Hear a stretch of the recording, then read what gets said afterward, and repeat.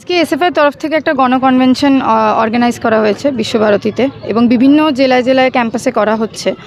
Student union ইলেকশনের দাবি নিয়ে এবং আরজি করে যে ঘটনা হয়েছে এবং শুধু আরজি কর নয়, বাংলার বিভিন্ন জেলায় জেলায় যেভাবে ধর্ষণের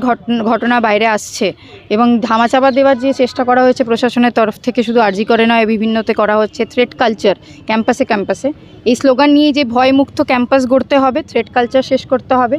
জেন্ডার জাস্ট যে লড়াই, সেই লড়াইটা যাতে আমরা আগে নিয়ে যেতে পারি আগামী সময়। আজকে এখান থেকে কি বার্তা দেওয়া হলো? এখান থেকে এই বার্তাই আছে যে ক্যাম্পাসের মধ্যে ছাত্রছাত্রীদের যে সাধারণ অধিকার, ছাত্রছাত্রীদের প্রত্যেক দিনের ক্লাসরুমের যে সুবিধা সেই নিয়ে এসএফআই আগামী সময়ে আন্দোলন গড়ে তুলবে এবং সাথে সাথে স্টুডেন্ট ইউনিয়ন নির্বাচন যেগুলো পেন্ডিং এত বছর ধরে, 2013 পর থেকে আমরা মেজরিটি ক্যাম্পাসে দেখতে পাচ্ছি ইলেকশন হচ্ছে না। বিশ্বভারতীতে 2007 পর থেকে নির্বাচন